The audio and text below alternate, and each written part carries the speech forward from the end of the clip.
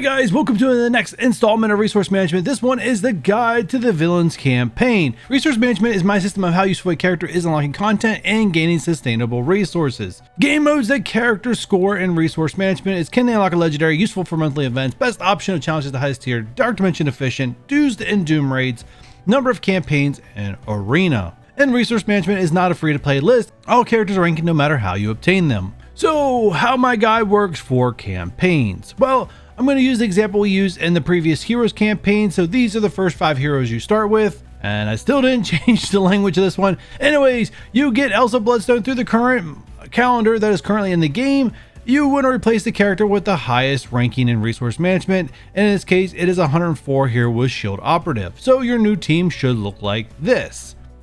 Then let's say you get Shang-Chi and an orb, premium, mega, or just opening blitz orbs. Well, he is ranked 10 out of all characters in the Heroes campaign, so you want to replace the character with the highest rating, which, if you haven't guessed yet, is Shield Medic, making your new team look like this. And this is how you efficiently build down for characters that are extremely useful in the game, and stop investment for characters that are not. Now, a slide I forgot to include in this one is how do I come up with a ranking system for the characters in these campaigns? Well, one is their Resource Management rating. How efficient are they at clearing content in the game? 2, how power crept are their stats compared to the content you're trying to clear, because the more power crept a character is, the less resources involved to actually clear the content. And 3, do they really have any synergies with someone else on the list? So if there's someone up in the list a little further that they do have synergy with, then they might slide up a few spots. And this is a ranking system, so some things are subjective, especially the closer the characters are in number, the more, you can make an argument to flip them. So let's begin with the Villains campaign, chapters 1 through 6. This is just all villains in the game, so let's rate all villains. Top 10, and once again guys, I do not expect you to get these characters when you first start the game. I'm ranking all characters no matter when and how you unlock them. You want to rank up the highest 5 you have available to you. So 1, Omega Red. Not a character that does a whole lot of content, but definitely very meta as it gets to the end of the game comes the villains. And a side note, in case you guys may be new just joining Marvel Strike Force, in 2021 we did not really get any new villains. Every character released was a hero, except for a select few, and those select few I think are in this screen. So anyways, 1 is Omega Red, 2 is Doctor Doom, 3 is Dr. Octopus, 4 Lady Deathstrike, 5 Zemo, 6 Ebony Maw, 7 Hela, 8 Thanos, 9 Minerva, and 10 Morbius. Morbius doesn't do a whole lot, but once again, he is a power crept character. Rounding out your top 20 is Emma, Ghost, Sabretooth, Nebula, Loki, Mordo, Sinister, Ultron, Magneto, and Killmonger. Now, I'm not going to go through each one of these slides going forward, so I'm just going to let you guys look at them as I may talk about a few points. Symbiotes overall are still very useful characters. They're just dwarfed by Web Warrior, so if you get your hand on a Web Warrior, you definitely don't want to keep investing in a symbiote. You get the 3 Blackwater members here. You had the other 2 earlier in the top 20. These characters only rank this far up because 1, their power level, and 2, there is absolutely a campaign that you're probably going to need to use them on a little bit later in when you get to Doom War. So that's how they rank up so high as characters you may want to invest in if you do unlock them early. And just a side note, Winter Soldier, I do rank him up a little further than what he would on his own right, just because you have to invest in this character to gear tier 14 to get the highest level, I believe, of Omega Red. Excuse me if I got that wrong.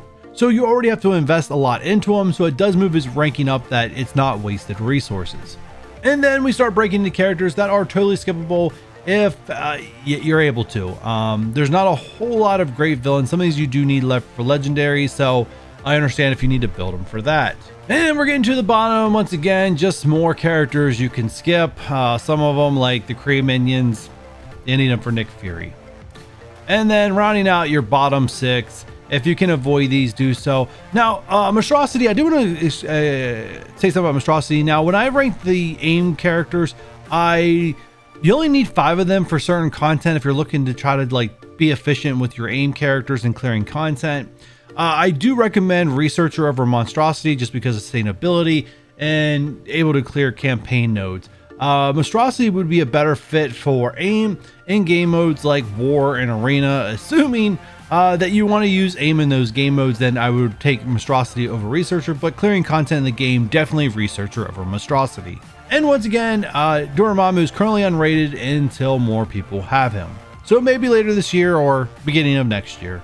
Villain Campaign Chapter 7, Nodes 1 through 3. This takes Sinister Six, AIM, and Hydra. Now, this is the ranking. I honestly recommend Zemo and just 4 other toons, rather if they're Sinister Six or not.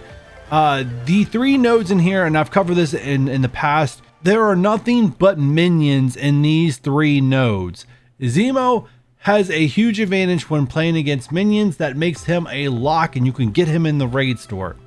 Zemo, you absolutely want Zemo. The other 4 don't matter as much. So if you want to build Sinister Six to get a Shuri unlock or an Invisible Woman, you can do that. If you want to start investing in your Winter Soldier early, because you know eventually down the line you're going to take them to Gear Tier 16, or sorry, Gear Tier 14, you can go ahead and do that.